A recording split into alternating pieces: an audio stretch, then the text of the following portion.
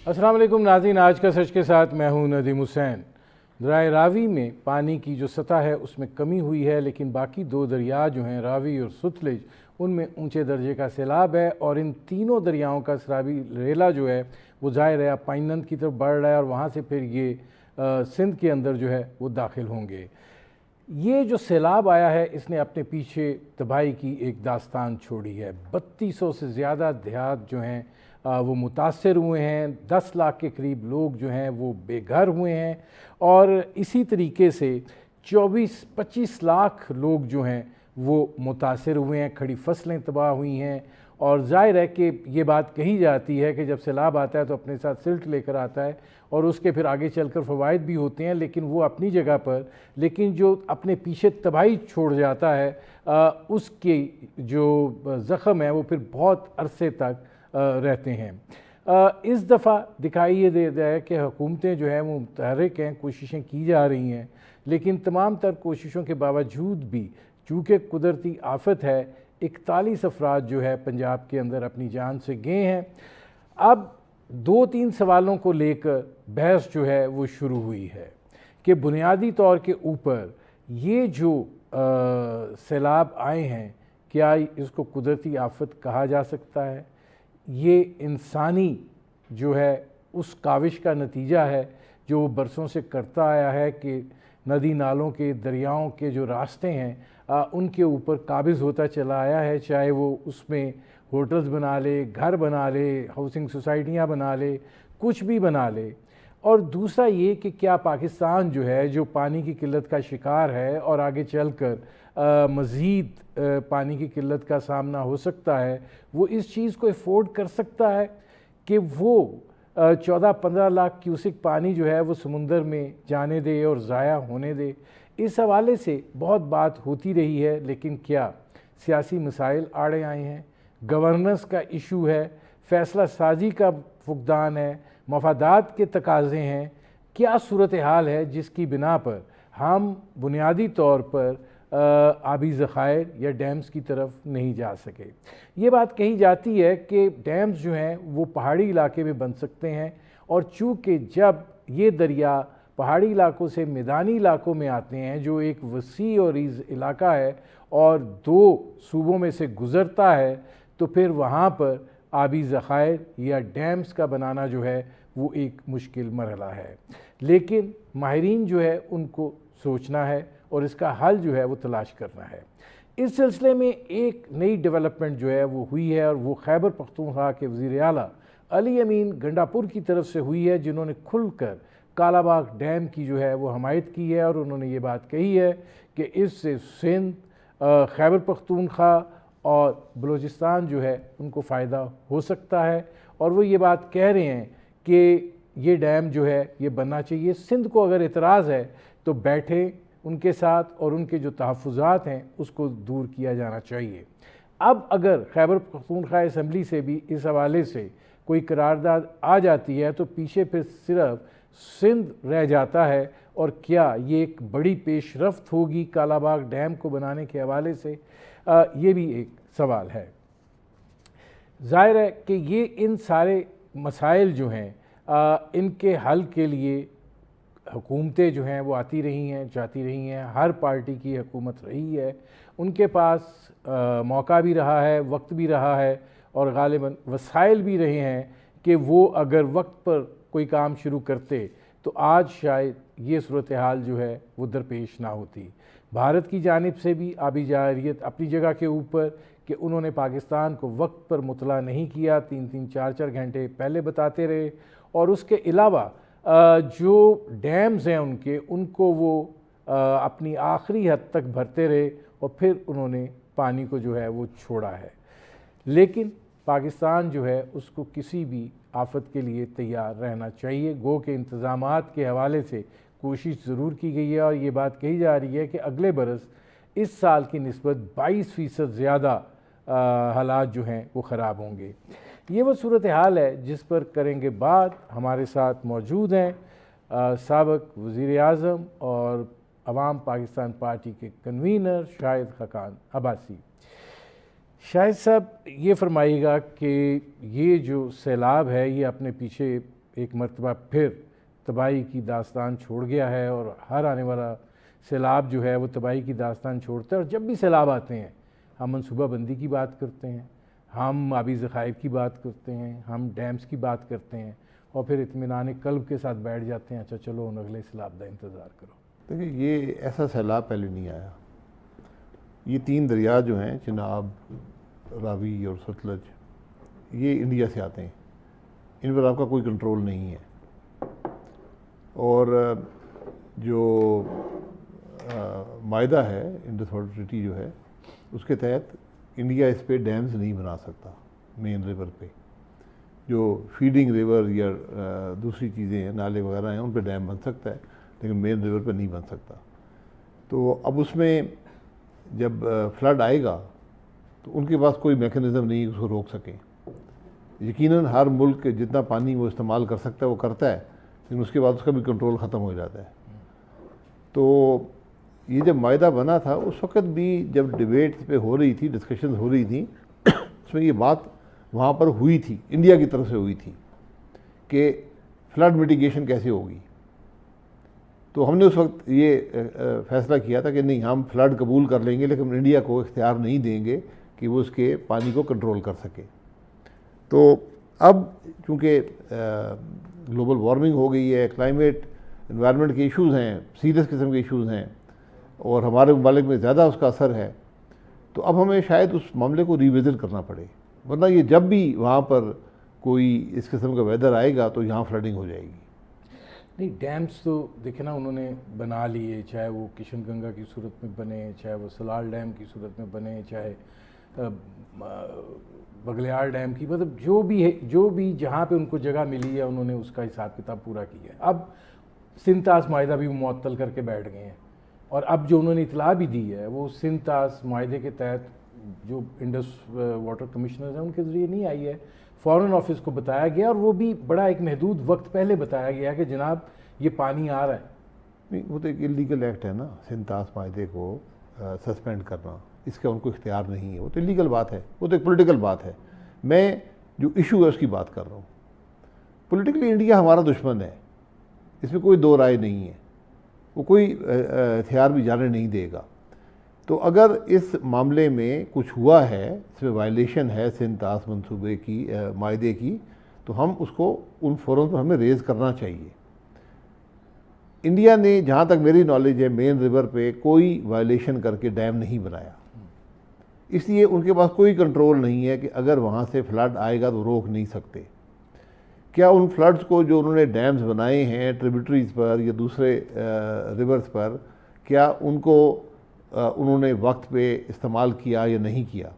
کیونکہ ہر ملک چاہتا ہے کہ میں پانی سٹور کروں، تو انہوں نے پانی سٹور کیا ہوگا، اس میں جب ریلیز کیا تو کیا انہوں نے ہمیں وقت پہ بتایا نہیں بتایا؟ یہ ہماری کمپلینٹ ہو سکتی ہے۔ یہ ہمیں جو فورمز ان پہ ریز کرنا چاہیے، کیونکہ وہ اگر اس کو کنٹرول کر کے ریلیز کریں گے تو فلڈ کی جو نوعیت بڑھ جاتی ہے۔ وہ بات اپنی جگہ پر ہے، آپ نے مستقبل کو دیکھنا ہے کہ ویدر کی ایکسپیکٹیشنز یہ ہیں کہ وہ ایکسٹریم ویدر کنڈیشنز ہیں، ویدر پیٹرنز بدل گئے ہیں، فریک ویدر شروع ہو گیا ہے۔ تو اس میں مستقبل میں آپ کیا کریں گے؟ کیا ہم کوئی ایسے براجز بنا سکتے ہیں اپنے ملک کے اندر جس سے کچھ کنٹرول حاصل ہو سکے؟ جہاں تک میری نالج ہے کوئی لارج سکیل سٹوریج آپ پونڈنگ وغیرہ نہیں کر سکتے، یہ کیونکہ جب ریور پلینز میں آ جائے تو پھر بڑا مشکل ہوتا ہے اس کو کنٹرول کرنا۔ تو اس لیے آج جو فلڈنگ ہو رہی ہے یہ ان 3 دریاؤں سے ہو رہی ہے۔ آپ کا جو اپنا دریا ہے، بڑا دریا جس میں انڈس ریور ہے، اور اس میں آ کے کابل ریور شامل ہوتا ہے، انڈس پہ آپ کا ڈیمنگ ہے، ایک ڈیم بنا ہوا ہے تربیلا، اور ایک جو ہے وہ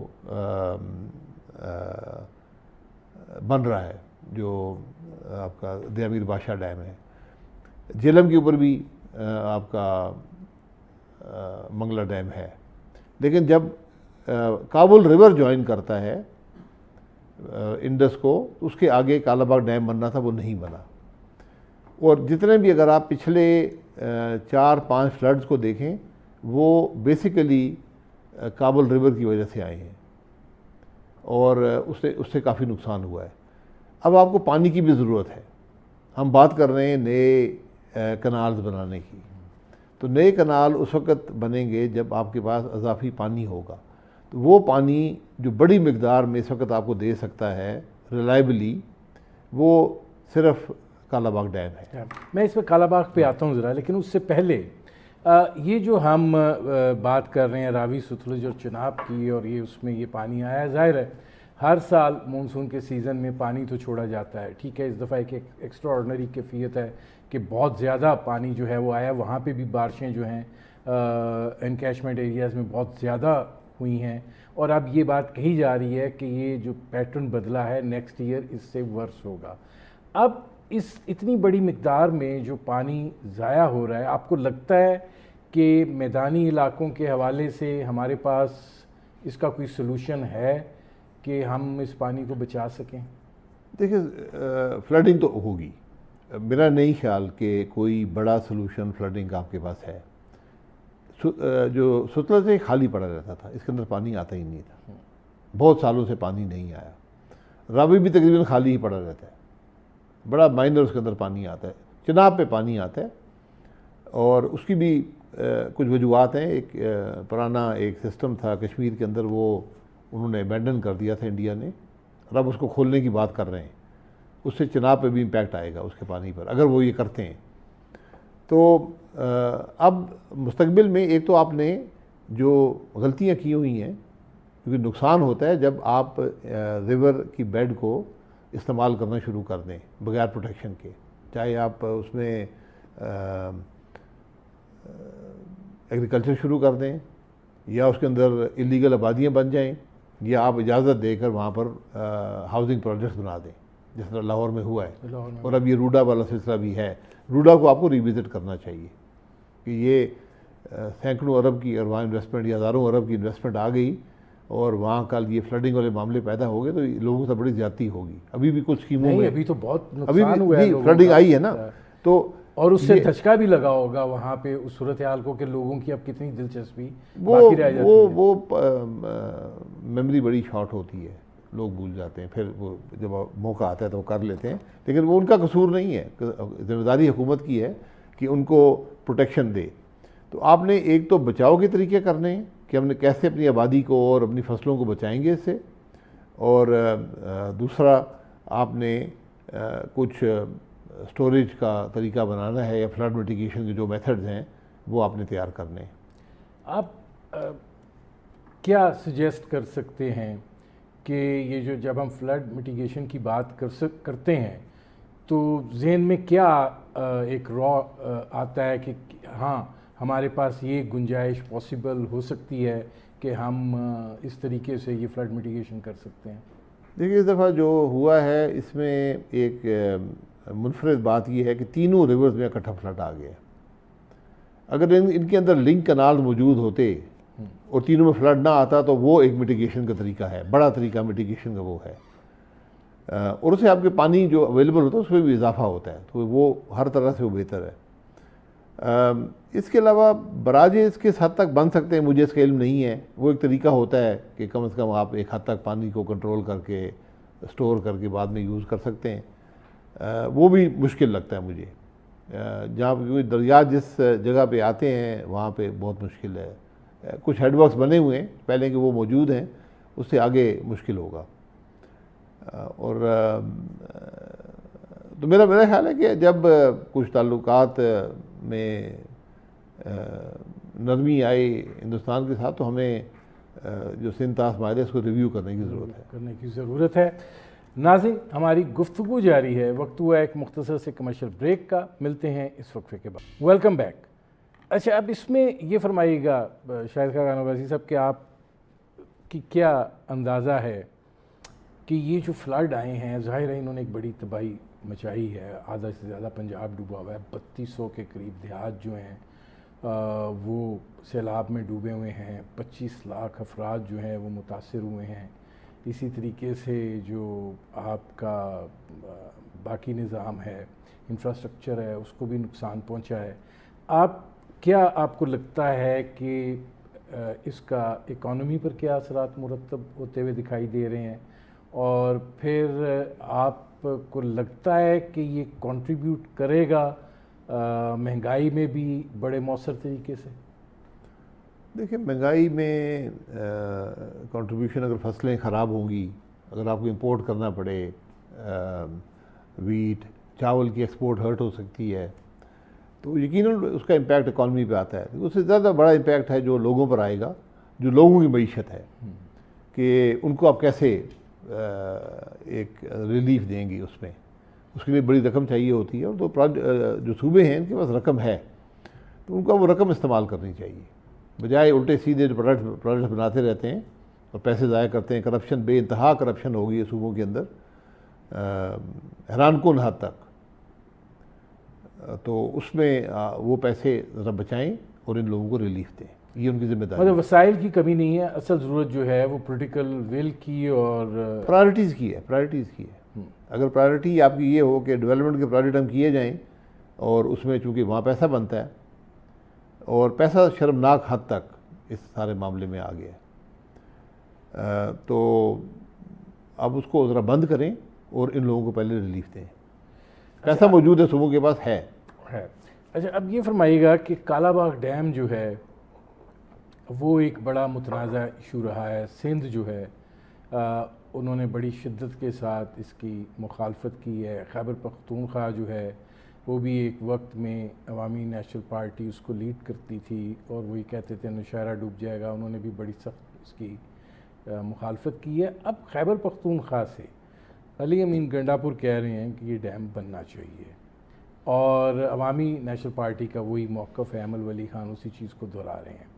لیکن چونکہ وزیر اعلیٰ ہیں، رولنگ پارٹی ہے، اسمبلی میں اکثریت ہے، آپ کو کیا لگتا ہے کہ یہ اس جانب ایک پیش رفت ہے؟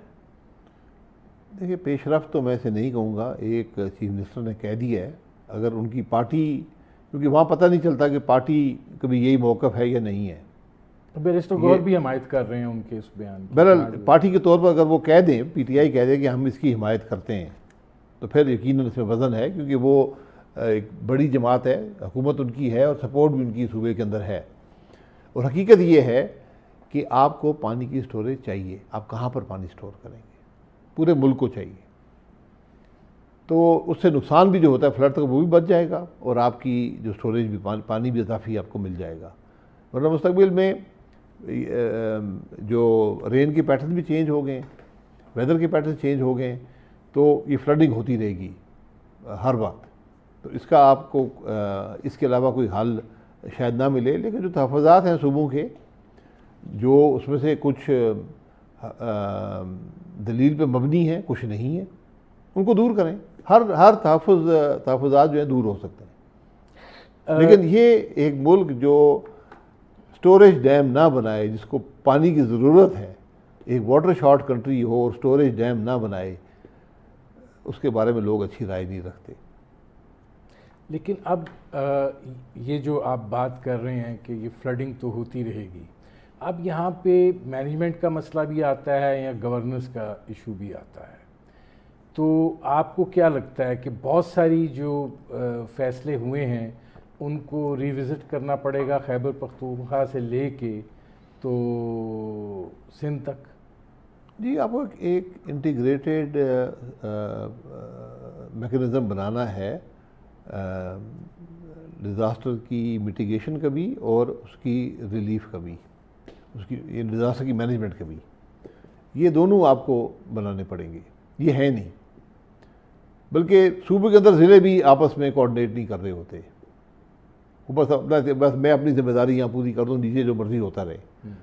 تو یہ آپ کو ایک قومی سوچ چاہیے ہوگی۔ این ڈی اے میں آپ کے پاس ہے، لیکن این ڈی اے میں زیادہ فوکس کرتا ہے جب کچھ ہو جائے اس کے بعد ریلیف ایفرٹس میں۔ اس میں بھی کم از کم جو سندھ میں 3 سال پہلے فلڈ آیا تھا، اس میں ان کی پرفارمنس کوئی خاطر خواہ نہیں تھی، بلکہ جو پرائیویٹ سیکٹر نے وہاں پر رسپونڈ کیا، وہ نہ ہوتا تو وہاں حالات بہت زیادہ خراب ہو جاتے۔ تو اس لیے ان سب چیزوں کو آپ کو دیکھنا پڑے گا، کیونکہ اب این ڈی اے میں خود کہہ رہا ہے کہ یہاں ان یوزول اور ایکسٹراڈنری ویدر کنڈیشنز آ رہی ہیں، اور اس سے ایکسٹراڈنری حالات پیدا ہوں گے. تو یہ آپ کو اب ذرا اس کو سیریسلی ریویو کرنا نہیں، ہے. آپ کو کیا لگتا ہے کہ این ڈی ایم اے کو بحیثیت ادارہ جو ہے اس کو اس کے کچھ اسٹرکچر میں تبدیلیاں ایسی لانی چاہیے کہ خالی جب ڈیزاسٹر آ جائے تو اس کی مینجمنٹ کا نہ سوچا جائے، بلکہ ڈیزاسٹر سے پہلے جو ہونا ہے اس کے حوالے سے بھی ایک کوآرڈینیٹڈ ایفرٹ جو ہے، ایک ایسا ادارہ جو اس کو لیڈ کرے؟ دیکھیں، اگر وہ میں کہا کہ ایک تو وہ ڈیزاسٹرز کی جو پلاننگ کر سکتے ہیں کہ اگر ڈیزاسٹر آئے گا تو ہم کیا کریں گے، کیونکہ ان کے پاس اپنے ریسورسز نہیں ہیں، نہ ان کے پاس لوگ ہیں نہ ہیلی کاپٹر ہیں. وہ فوج پہ ریلائی کرتے ہیں یا صوبوں پہ ریلائی کرتے ہیں. اس میں کم از کم جو کچھ میں نے دیکھا ہے وہ ٹائملی ریلیف نہیں پہنچا سکتے. ان کے جو پروکیورمنٹ کے سسٹمز ہیں، سب کچھ جو ہے وہ ذرا ویک ہے. تو اس میں اگر صوبوں سے زیادہ کوآرڈینیشن ہو جائے، کیونکہ صوبے ہی موقع پہ ریلیف پرووائڈ کر سکتے ہیں، اور صوبے ہی اگر فوج کی ضرورت ہو تو وہ وہاں سے لے سکتے ہیں، یا این ڈی ایم اے وہ ایفرٹ کوآرڈینیٹ کر دے. لیکن آپ کو پلاننگ اب ذرا زیادہ کرنی ہوگی. انتظار آپ نہیں کر سکتے کہ فلڈ آئے گا تو ہم کچھ کریں گے، کہاں پہ فلڈ آئے گا. اب یہ جو فلڈ آئے ہیں یہ بالکل ان ایکسپیکٹڈ تھے. یہاں کبھی فلڈ نہیں آیا تھا، بہت عرصے سے نہیں آیا تھا، اور 3 دریاؤں میں اکٹھا آ گیا، اور تینوں دریاؤں پہ آپ کو کوئی کنٹرول نہیں ہے. انفارمیشن بھی، جیسے آپ نے کہا، انفارمیشن بھی نہیں تھی. انفارمیشن سے کوئی 2-4 گھنٹے سے اتنا فرق نہیں پڑتا، لیکن انفارمیشن ہونا ٹائملی ہو تو زیادہ آدمی زیادہ پلان کر سکتا ہے. تو اس لیے آپ کو اپنے سارے جو ڈیزاسٹر کا، اور اس میں دوسرے ممالک کو دیکھیں کہ وہ کیا کر رہے ہیں، کیونکہ ہمیں پتہ ہے کہ ہمارے جو بڑا ایشو ہے وہ اب لوکلائزڈ رین فال کا آ گیا، ہیوی رین فال، لوکل ہیوی رین فال، اور فلڈنگ تو پہلے بھی رہی ہے. تو ان کو ہم کیسے بہتر طریقے سے مینیج کر سکتے ہیں؟ جو کچھ ابھی ہوا ہے اسے سبق حاصل کریں، آگے کی پلاننگ بہتر کریں. آپ کو کیا لگتا ہے کہ اس بارے میں بھی سیریسلی اب اقدامات کرنے ہوں گے کہ جو ہم یہ ہاؤسنگ سوسائٹیز کی اپروول دیتے ہیں جس طریقے سے کہ اگر آپ کو دریا کی بیڈ میسر آ گیا تو اس تک بڑھ جاؤ، اور اگر آپ ٹورسٹ والی جگہوں پہ ہیں تو اگر ایک سٹریم بہہ رہی ہے فی الوقت تو اس کے کنارے پر چلے جاؤ کہ ٹھیک ہے کوئی فرق نہیں پڑتا. اس حوالے سے بھی رولز ریگولیشنز اب تبدیل کرنے ہوں گے. جو یہ سیاسی لوگ ہیں، مطلب اگر خواجہ عصری جیسا بندہ اسمبلی میں کھڑا ہو کر چیخیں مار رہا ہے تو اس کا مطلب ہے کہ معاملات جو ہیں وہ بہت خراب ہو چکے ہیں. دیکھیے، خواجہ صاحب کیبنٹ کے ممبر ہیں، ان کو کیبنٹ میں بات کرنی وہاں زیادہ ضروری ہے. اپنی حکومت کو کنونس کریں کہ بھائی آپ یہ کیا کر رہے ہیں. یہ جو ہاؤسنگ اسکیمز بن رہی ہیں ان کو آپ نے دیکھنا، ان کو ذمہ داری ہوتی ہے، کوئی نئی بات نہیں ہے. حکومت کی جو بھی اپروونگ اتھارٹی ہوتی ہے اس کی ذمہ داری ہوتی ہے وہ دیکھے کہ بھئی یہاں سے ڈرینیج کیسے ہوگا، یہاں سے اگر فلڈنگ آئے گی تو کہاں سے آئے گی، اس کی کیا میٹیگیشن ہے. جس طرح راوی کے اوپر جو جہاں تک میں نے سنا کہ کوئی دیواریں بننی تھی وہ نہیں بنی، اور اگر وہ دیواریں بنتی تو شاید یہ فلڈنگ نہ ہوتی. بہرحال یہ باتیں ہوتی ہیں، مجھے اس کے حقائق علم نہیں ہے، لیکن یہ بات آج لوگ کر رہے ہیں. تو اس لیے آپ کو پہلے سے اگر پلان کر لیں تو یہ بہتر ہوگا. اچھا، اب ذرا تھوڑا سا سیاسی صورتحال پہ بھی بات کر لیں. آپ کو کیا لگ رہا ہے کہ ایک سے زائد مرتبہ میں نے آپ سے یہ سوال کیا ہے کہ یہ سلسلہ حکومت کا یہ اسی طریقے سے ہی چلے گا، اور سیاسی غلطیاں جو ہیں on part of Pakistan Tehreek Insaf, انہوں نے ان کو ایک اب بند گلی میں بالکل ایسی جگہ پہ پہنچا دیا ہے کہ کوئی راستہ نظر نہیں آ رہا. دیکھیے، جہاں تک حکومت کا تعلق ہے، حکومت نے جو کچھ کرنا تھا کر لیا ہے، اس سے وہ بہتر نہیں کر سکتے. ان کی جو صلاحیت تھی وہ سامنے آ چکی ہے. وہ صلاحیت پاکستان کے مسائل حل کرنے کے قابل نہیں ہے. نہ وہ وہاں سوچ ہے نہ وہ فکر ہے. اور جو سوچ وہاں نظر آتی ہے وہ ایک دوسرے کو میڈل بانٹنے والی ہے. میں نے دنیا میں کوئی ایسا ملک نہیں دیکھا جس کے یہ حالات ہوں اور وہ ایک دوسرے کو میڈل بانٹ رہے ہوں سینکڑوں کی تعداد میں. آج وہ میڈل جن کی کچھ حقیقت ہوتی تھی، جن کی کچھ کارنامہ انجام دینے پر ملتے تھے، وہ کس قسم کے لوگوں کو دیے جا رہے ہیں. ذرا پوری لسٹ کو چیک کر لیں. یہ آپ سب کو میڈل بوجھو گے، اس سے اعتراض نہیں ہے، لیکن یہ آپ کی سوچ کی عکاسی کرتا ہے کہ آپ کی سوچ ہے کیا حکومت میں جو لوگ حکمران ہیں۔ جس ملک میں 30 کروڑ بچے اسکول سے باہر ہوں، 3 کروڑ بچے اسکول سے باہر ہوں، جس ملک کی معیشت نہ چل رہی ہو، جس ملک میں حکمرانی ناکام ہو گئی ہو، جو وفاقی حکومت سڑک نہیں بنا سکتی، 4 پروجیکٹ کیے، چاروں فیل ہیں، ابھی جا کے دیکھ لیں، وہ میڈل بانٹ رہے ہیں۔ یہ کون سی حکومت ہے، یہ کون سی سوچ ہے؟ اور مستقبل میں اگر آپ آج 3 سال ہو گئے ہیں لوگوں کو حکومت میں، یہ کچھ کر سکیں؟ اب وہ کیا کریں گے؟ کیا وہ نئی سوچ لائیں گے؟ کیا وہ نیا طریقہ ہوگا کہ یہ ملک کو ترقی دے پائیں گے؟ نہیں، وہ تو دیکھیں، وہ یہ بات کہہ رہے ہیں کہ ہمارے زر مبادلہ کے ذخائر جو ہیں وہ 14 ارب ڈالر سے بڑھ گئے ہیں۔ وہ کہہ رہے ہیں کہ ہمارا جو کرنٹ اکاؤنٹ ہے وہ سرپلس میں ہے۔ وہ یہ بات کہہ رہے ہیں کہ جی جو افراط زر ہے وہ سنگل ڈیجٹ میں ہے۔ وہ یہ کہہ رہے ہیں کہ جو بین الاقوامی ایجنسیز ہیں وہ ہماری ریٹنگز کو انہوں نے بہت بہتر کر دیا ہے، اسٹاک مارکیٹ پتہ نہیں کہاں جا رہا ہے۔ تو وہ تو یہ کہہ رہے ہیں کہ جو ہمارے اکنامک انڈیکیٹرز ہیں وہ تو بڑے زبردست ہیں۔ کہ ملک میں ترقی ہوئی ہے، کیا ملک ترقی کر رہا ہے؟ روزگار کے مواقع بڑھے ہیں؟ کیا کاروبار کے مواقع بڑھے ہیں؟ ذرا پتہ تو کریں جا کر کیا ہو رہا ہے ملک کے اندر۔ فارن ایکسچینج، آپ بازار سے پیسے خرید رہے ہیں، آپ نے 1 ارب ڈالر اور ڈال دیا ہے، جو آپ کے ذخائر ان میں سے 2/3 تو آپ استعمال ہی نہیں کر سکتے۔ آج بھی آپ کی کوریج امپورٹس کی، جو ریڈیوسڈ امپورٹس ہیں، جو آپ نے امپورٹ سپریشن کی ہوئی ہے، اس کے بھی 2-2.5 مہینے سے زیادہ نہیں ہے۔ یہ اپنے آپ کو بیوقوف مت بنائیں ان فگرز کے جگلری سے۔ فگرز ملک کو ترقی نہیں دیتے۔ جو آپ نے خود ذہن میں فگرز پہ آپ سمجھتے ہیں کہ ہم بڑی ترقی کر رہے ہیں، آپ ترقی کہاں پر ہے؟ آپ کی کتنی گروتھ ہے؟ آپ نے امپورٹ سپریشن کی ہوئی ہے، اس لیے کرنٹ اکاؤنٹ سرپلس ہے۔ تیل کی قیمت $70 سے نیچے ہے، جب یہ ہوتی ہے آپ کا کرنٹ اکاؤنٹ پہ ایفیکٹ بہتر آ جاتا ہے۔ کل یہ بڑھ گیا تو کیا ہوگا؟ تو آپ نے اس ملک میں ریفارم کرنا ہے۔ آپ نے آج ملک کی جو ٹیکس نظام ہے اس نے ملک کی کاروبار کو تباہ کر کے رکھ دیا۔ اب جس سے ملے وہ رو رہے ہیں۔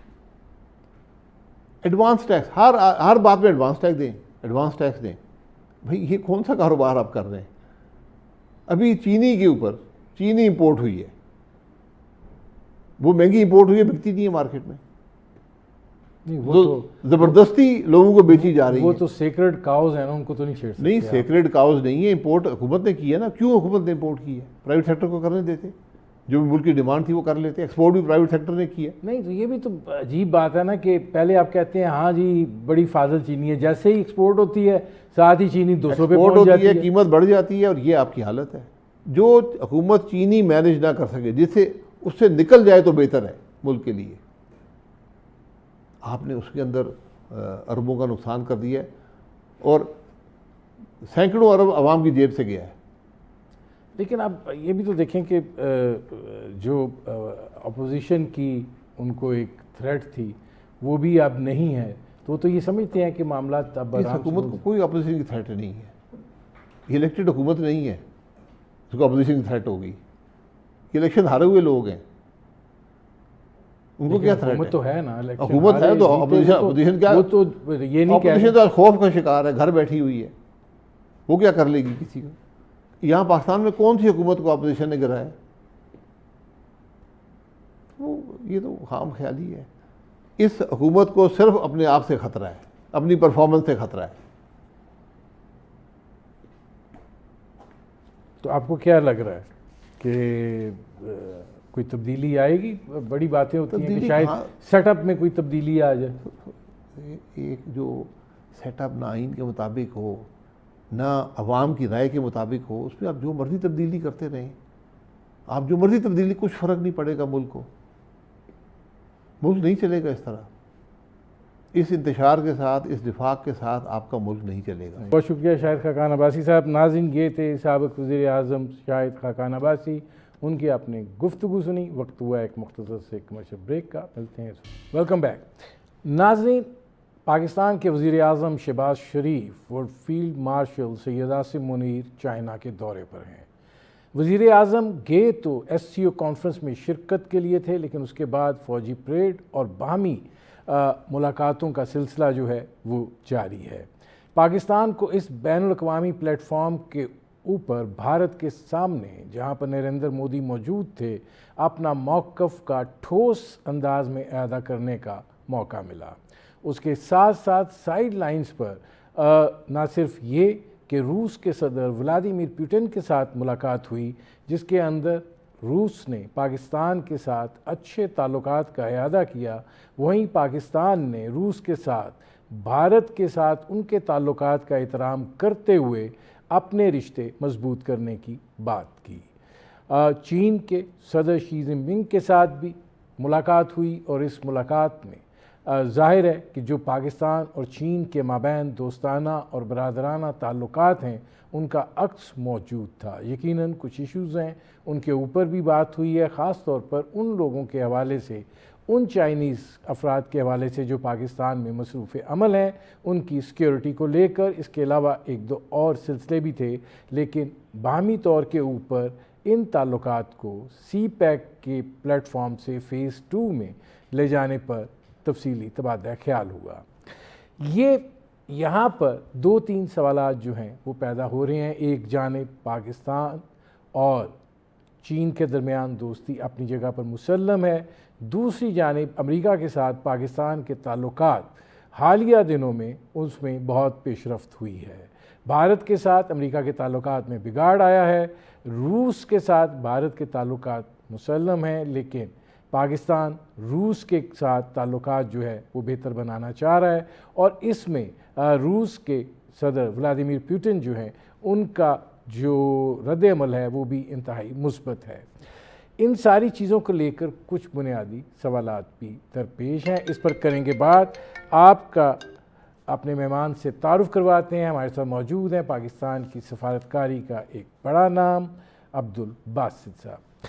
باسط صاحب، یہ فرمائیے گا کہ ظاہر ہے اس وقت ایک غیر یقینی سی عالمی دنیا کی کیفیت ہے، اور اس میں چین جو ہے وہ ایک متبادل لیڈرشپ کے طور پر ابھر کر سامنے آ رہا ہے، لیکن اس ساری سچویشن میں آپ کیسے دیکھ رہے ہیں پاکستان کو؟ ایک جانب امریکہ کے ساتھ بڑی گرم جوشی جو ہے وہ بڑی ہے، دوسری جانب پاکستان جو ہے چین کے ساتھ ایک اٹل رشتہ ہے، اور اب پاکستان روس کے ساتھ بھی تعلقات جو ہے وہ بہتر بنانے کی کوشش کر رہا ہے، اور ولادیمیر پوٹن کے ساتھ شہباز شریف کی ملاقات بھی ہوئی ہے۔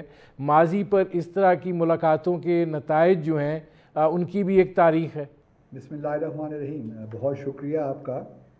دیکھیے، جہاں تک پاکستان کے تعلقات کی بات ہے، جو آپ نے 3 میجر کنٹریز کا ذکر کیا، جہاں تک چین کا تعلق ہے اس کے بارے میں تو کوئی شک و شبہ نہیں رہنا چاہیے کہ چین کے ساتھ ہمارے تعلقات کی جو نوعیت ہے وہ ایک اسٹریٹجک تعلق کی نوعیت ہے، اور یہ آج سے نہیں ہے۔ جب سے ہم نے باؤنڈری ایگریمنٹ سائن کیا تھا چین کے ساتھ 2 مارچ 1963 کو، یہ سلسلہ اس وقت سے جاری ہے، اور پھر 70s اور پھر 80s میں بھی جاری رہا، اور آج جس مقام پہ ہمارے دو طرفہ تعلقات ہیں، اسی لیے ہم اسے کہتے ہیں ایگزیمپلری ایک تعلق ہے، all weather friendship, iron clad partnership. تو یہ ویسے مفروضے نہیں ہیں، اور یہ حقیقت ہے کہ دونوں ممالک نے بڑا انویسٹ کیا ہے اس دو طرفہ تعلقات میں۔ جہاں تک امریکہ کا تعلق ہے، آبویسلی اگر آپ پچھلی ایڈمنسٹریشن میں دیکھیے، بائیڈن کی ایڈمنسٹریشن میں تو ایک بڑی سرمہری کا معاملہ تھا، تعلقات میں گرمجوشی نہیں تھی۔ پھر بہت سے معاملات میں امریکہ بھارت کو پروموٹ کر رہا تھا، بلکہ بہت سے ایسی چیزیں بھی تھیں جو کہ ڈائریکٹلی ہمارے انٹرسٹ پہ امپنج کر رہی تھیں۔ تو وہ ایک ایسا زمانہ تھا جب ہمارے تعلقات میں ایک بہت صدمہری سی تھی، لیکن پریزیڈنٹ ٹرمپ کے آنے سے ہمیں کوئی تھوڑی بہت اسپیس ملی ہے، اور خاص طور پہ پاکستان بھارت کے درمیان جو مارکا ہوا ہے مئی کے مہینے میں، اس کے بعد سے ہمارے فیلڈ مارشل عاصم منیر کا جانا، پریزیڈنٹ ٹرمپ سے ملاقات کرنا، یہ ایک بہت بڑا بریک تھرو تھا میرے خیال میں۔ ہمارے لیے قطعاً کوئی مشکل نہیں ہونی چاہیے کہ ہم جہاں چائنا کے ساتھ اپنی اسٹریٹجک پارٹنرشپ کو مزید مضبوط کریں، وہاں امریکہ کے ساتھ بھی اپنے تعلقات کو میوچلی بینیفیشل بنائیں۔ اور میں پوٹینشیل دیکھ رہا ہوں، اگر ہم نے اپنے کارڈز اسکلفلی کھیلے تو کوئی اس میں ابہام نہیں ہے۔ امریکہ کو بھی معلوم ہے کہ چین کے ساتھ ہمارے تعلقات کی کیا نوعیت ہے، اور چین بھی ماضی میں بھی اور حال ہی میں بھی ہمیں یہ انکریج کرتا رہا ہے کہ ہم امریکہ کے ساتھ اپنے تعلقات کو بہتر کریں، کیونکہ پریزیڈنٹ ٹرمپ بھی دیکھیے ایونچولی الاسکا میں جو سمٹ ہوئی پوٹن صاحب کے ساتھ، اور ابھی اگلے سال کے شروع میں شاید وہ چین بھی جائیں گے، تو پریزیڈنٹ ٹرمپ کا بھی مزاج ذرا ڈفرینٹ ہے، ان کا ورلڈ ویو ڈفرینٹ ہے، پرسپیکٹیو ڈفرینٹ ہے، تو اس لیے ہمارے لیے کوئی مشکل نہیں ہونی چاہیے۔ جہاں تک رشیا کے ساتھ تعلقات کی بات ہے، اور آج آپ نے پرائم منسٹر شہباز شریف کی ملاقات کا بھی ذکر کیا پریزیڈنٹ پوٹن کے ساتھ، میں سمجھتا ہوں کہ وہاں بھی بہت پوٹینشیل ہے، لیکن ہم اس پوٹینشیل کو صحیح معنوں میں ریئلائز نہیں کر سکے،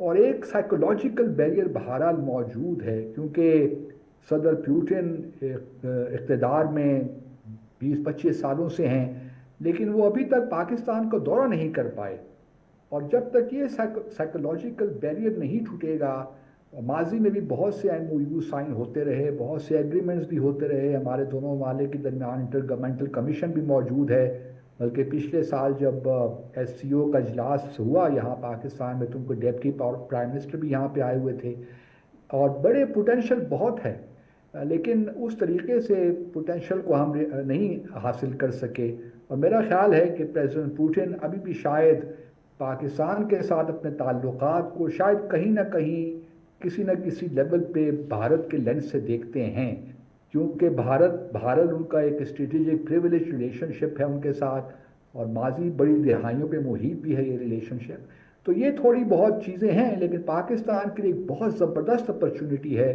اور اگر ہم نے 2-3 سال اگر ہم صحیح معنوں میں اپنی سفارتکاری کو بڑے کلیئر کیلیبریٹڈ طریقے سے آگے لے کر چلیں تو ہم ان تینوں میجر پاورز کے ساتھ بڑے اچھے تعلقات کر سکیں۔ اچھا، اس میں سوال یہ ہے باسط صاحب کہ کیا یہ ایک بڑی جسے کہتے ہیں توازن برقرار رکھنے کے لیے کوشش ہوگی، کیونکہ امریکہ جو ہے وہ رشیا کے نام پہ بھڑک اٹھتا ہے، اور پھر شاید ہمارے لیے بھی ایک بیریئر ہے امریکہ رشیا کے ساتھ تعلقات کے حوالے سے۔ اب چین جو ہے وہ اس ریجنل ایک نئے بلاک کو ایمرج کر رہا ہے، تو آپ کو کیا لگ رہا ہے کہ جس طریقے سے آج پوٹن کے ساتھ شہباز شریف صاحب کی ملاقات ہوئی ہے، اور جو بات چیت اور گفت و شنید ہوئی ہے، آپ اس کو ٹرانسلیٹ ہوتے ہوئے دیکھ رہے ہیں آگے کہ مستقبل قریب میں، کیونکہ روس کے دورے کی دعوت بھی دی گئی ہے شہباز شریف صاحب کو، کہ یہ ایک، اور پیچھے چین بھی اس روس کے ساتھ ایک بہت سرگرم تعلق میں جا رہا ہے؟ دیکھیے، میں چیزوں کو تھوڑا سا مختلف زاویوں سے دیکھ رہا ہوں۔ میں نہیں سمجھتا کہ چین یا روس کوئی بلاک بنانے کی کوشش کر رہے ہیں، خاص طور پہ چین کی تو مجھے کوئی ایسی ایفرٹ نظر نہیں آتی، لیکن یہ ضرور ہے کہ ایشیا پیسیفک میں، اس ریجن میں وہ اپنی ایک جو ہے اپنا انفلوئنس نہ صرف برقرار رکھنا چاہتے ہیں بلکہ اس کو زیادہ بھی کرنا چاہتے ہیں، کیونکہ ماضی میں اگر آپ دیکھیے تو واشنگٹن سے اس قسم کی، بلکہ یہی ان کی پالیسی تھی کہ ٹو کاؤنٹر چائنا، جس کی وجہ سے بہت سے انیشیٹیوز آکس لیا گیا، اس کے بعد کوڈ کو بنایا گیا، لیکن پریزیڈنٹ ٹرمپ شاید چین کو اس زاویے سے نہیں دیکھتے میرے خیال میں، اور یہی وجہ ہے جس کی وجہ سے بہت سی انپریڈکٹیبلٹی ہے اس وقت انٹرنیشنل ریلیشنز میں، اور دیکھیے نا جو ٹریڈ ٹیرفز وار چل رہی ہے اس میں وہ بار بار جو ہے چائنا کے جو معاملے میں ٹیرفز ہیں ان میں ان کو ڈیفر کر رہے ہیں، آگے لے کر جا رہے ہیں، ان کو معلوم ہے کہ امریکہ کی بھی کافی ڈپینڈنس بہت چیزوں پہ چائنا پہ ہے، تو اس وجہ سے میں یہ نہیں دیکھ رہا کہ چین جو ہے وہ کوئی نیا بلاک بنانے کی کوشش کر رہا ہے، لیکن یہ ضرور ہے کہ گلوبل ساؤتھ کے جو ایشوز ہیں اس میں چین کا بھارت ایک بڑا امپورٹنٹ اہم کلیدی کردار ہے میں کہوں گا، لیکن اگر پریزیڈنٹ شی جن پنگ اور پریزیڈنٹ ٹرمپ کے درمیان مابین کچھ سمٹ ہو جاتی ہے اگلے سال کے شروع میں، اور بہت سی چیزیں جو اس وقت ابہام کا شکار ہیں اس میں کلیئرٹی آ جاتی ہے، تو پھر یہ جو کیونکہ دیکھیے پریزیڈنٹ ٹرمپ جو ہے نا ان کا ملٹی لیٹرلزم پہ اتنا یقین نہیں ہے جو کہ چائنا جس کو پروموٹ کرتا ہے، لیکن پریزیڈنٹ ٹرمپ یہ سمجھتے ہیں کہ دنیا کے تعلقات کو چلانے کے لیے، مینیج کرنے کے لیے 2-3 پاورز ہی ہیں، ان کو ہی مینیج کرنا پڑے گا، جس میں وہ چین کو سر فہرست رکھتے ہیں اور کسی حد تک رشیا کو بھی۔ یورپین یونین کے ان کے اپنے تعلقات اس وقت اتنے اچھے نہیں ہیں، نیٹو کے اندر بھی مسائل موجود ہیں، تو اس وجہ سے بلاکس کی جو بات ہے میں اس کو زیادہ سبسکرائب نہیں کرتا۔ اچھا یہ فرمائیے گا کہ جب یہ ایس سی او کانفرنس کے لیے گئے ہیں تو اب ایک طرف وہی امریکہ کے ساتھ گرم جوشی والا معاملہ ہے، دوسری طرف شہباز شریف صاحب نے ایس سی او سمٹ سے خطاب کرتے ہوئے ایران پر امریکی حملہ جو ہے اس کو مذمت کی ہے، پھر انہوں نے غزہ کی صورتحال پر بڑی دو ٹوک بات کی ہے، اور وہ یہ بات بیجنگ سے کر رہے ہیں، پھر وہ تینجن سے کر رہے ہیں جو چین کا شہر ہے، اس کے بعد بیجنگ میں وہ ولادیمیر پوٹن سے مل رہے ہیں اور ان سے وہ تعلقات بڑھانے کی بات کر رہے ہیں۔ تو اس میں بھارت جو ہے وہ چین سے مودی جو ہے 7 سال بعد آئے، تو آپ کو کیا لگ رہا ہے کہ چین امریکہ کا جو یہ معاملہ ہے یہ وقتی ہوگا اور چین بھارت کی یہ پریشر ٹیکٹک ہے، اور دوسرا یہ کہ پاکستان کے لیے یہ کتنا ایک ٹائٹ روپ واکنگ ہوگی کہ اس طرح امریکہ اور چین اور روس کے ساتھ جو ہم چلنے کی کوشش کر رہے ہیں ایک توازن برقرار رکھا جا سکے؟ دیکھیے چین کا تو یقیناً انٹرسٹ ہے کہ جو ایک امریکہ کی ٹریڈیشنل ایک پالیسی رہی ہے ٹو کاؤنٹر چائنا، اس میں کچھ کمزوری آئے، بھارت کو امریکہ سے تھوڑا سا الگ کیا جائے۔ کوارڈ تو پہلے ہی دیکھیے نا اس سال سمٹ ہونی تھی، وہ اب شاید نہیں ہو رہی، پریزیڈنٹ ٹرمپ نے آنے سے انکار کر دیا ہے۔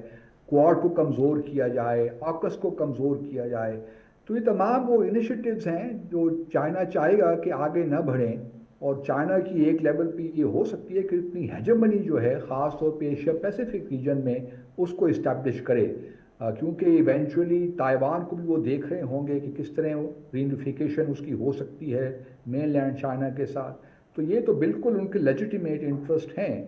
لیکن دوسری جانب اگر آپ دیکھیے تو امریکہ بھی جو اپنے ٹریڈیشنل پالیسی ہے اس میں بہت سی اس میں نیوانسز تبدیل ہوئے ہیں، جس طرح میں نے پہلے عرض کیا پریزیڈنٹ ٹرمپ شاید اس طرح چائنا کو نہیں دیکھتے جس طرح پریزیڈنٹ بائیڈن دیکھا کرتے تھے، یا آپ دیکھیے کہ میرا سوال آپ سے یہ تھا کہ پاکستان کے لیے کتنی ٹائٹ روپ واکنگ ہوگی؟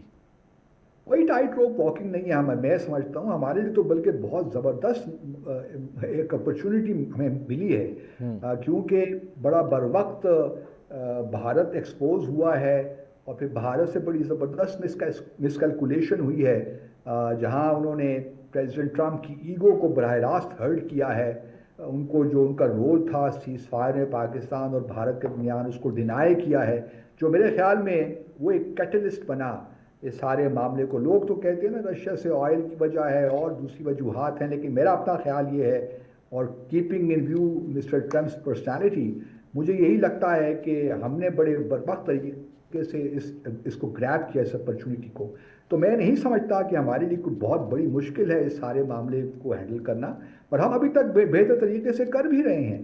ابھی پچھلے 2-3 ماہ میں ہماری جو ایکسپورٹس ہیں امریکہ میں وہ بہت بڑی ہیں، تو یہ ہمارے لیے ایک خوشائند بات ہے، اور دونوں جانب سے ہمیں اچھی وائبس مل رہی ہیں، چاہے وہ بیجنگ ہو، واشنگٹن ہو، ایون ماسکو سے بھی، لیکن ذرا ماسکو کا معاملہ ذرا قدر مختلف ہے، اس لیے میں اس کو اس کے ساتھ نہیں ملاتا، لیکن کوئی ٹائٹ روپ واک نہیں ہے ہمارے نہیں ہوگی۔ اچھا میرے پاس وقت ختم ہو رہا ہے، ایک میرے پاس 30-40 سیکنڈ ہے، ذرا کوئکلی اس کو رسپونڈ کر دیجیے گا۔ اس سارے تناظر میں جب بھارت چین کے قریب ہونے کی کوشش کر رہا ہے، آپ کو کیا لگتا ہے کہ یہ بڑی چل رہی ہے کہ اکتوبر میں اینڈ میں یا کچھ اس میں بھارت کی جانب سے کوئی جارحیت ہو سکتی ہے؟ آپ سمجھتے ہیں کہ یہ جو ساری صورتحال ہے وہ بھارت کے لیے ایک بیریئر ثابت ہوگی؟ بھارت چین دیکھیے یہ پروسیس تو پچھلے اکتوبر سے شروع ہوا، کازان کی جو ملاقات ہوئی تھی مودی اور شی جن پنگ کے درمیان، لیکن ان میں انہیرنٹ لمیٹیشنز بے شمار ہیں اور ڈیپ مسٹرسٹ ہے. جس طرح پاکستان اور بھارت کا معاملہ اس طرح ہی چین اور بھارت کا معاملہ ہے. بارڈر ڈسپیوٹس ہیں, تبت کے ایشوز ہیں, دلائی لاما کا ایشو ہے, اور بھی بہت سے ایشوز ہیں. اور میرا نہیں خیال کہ یہ بہت سبسٹینٹیو, دیکھیے ٹریڈ تو ان کا ڈیفینیٹلی ہے اور دونوں کی ضرورت بھی ہے, لیکن جہاں تک پولیٹیکل معاملات ہیں میں نہیں سمجھتا کہ بہت جلد ہم کوئی اس میں تبدیلی دیکھیں گے. ڈیپ مسٹرسٹ ہے اور یہ کانفلکٹ بھی ہے اور یہ چلتا رہے گا. یہ اوپر اپس اینڈ ڈاؤنز آتے رہتے ہیں, لیکن تعلقات میں جو گمجوشی پیدا ہونی چاہیے. نہیں, میری باسط صاحب بات یہ تھی کہ کیا انڈیا کنٹری تھا جس نے PRI کو مخالفت کی وہ انڈیا ہی تھا, تو اس وجہ سے میں نہیں دیکھ رہا کہ معاملات کچھ بہت زیادہ نہیں. میرا کہنے کا مطلب ہے کہ پاکستان کے خلاف بھارت کی کوئی جارحیت کے لیے بیریئر بن سکتی ہے یہ ساری نئی ڈیولپ ہوتی ہوئی صورتحال. سوری میں couldn't get your question. کہ بھارت کی جانب سے پاکستان کے خلاف جارحیت کی بات کی جا رہی ہے کہ جی وہ کر سکتے ہیں سندور 2 اکتوبر میں, نومبر کے شروع میں, تو یہ بڑی ایک گفتگو ہو رہی ہے. تو آپ کو لگتا ہے یہ جو اب ڈیولپمنٹس ہوئی ہیں؟ نہیں خیال, مجھے نہیں لگتا, کیونکہ چین کے ساتھ کچھ جو بہت وہ لیوریج حاصل کرنا چاہتے ہیں, اس کے بعد پاکستان کے خلاف دوبارہ اس قسم کا کام کرنا یہ ایک اور بیوقوفی ہوگی on their part of it. Thank you very much Abdul Basit صاحب. ناظرین, یہ تھے پاکستان کے سابق سفارتکار عبدالباسط, ان کی آپ نے گفتگو سنی. اب تک کے لیے اتنا ہی, اجازت دیجیے, اللہ حافظ.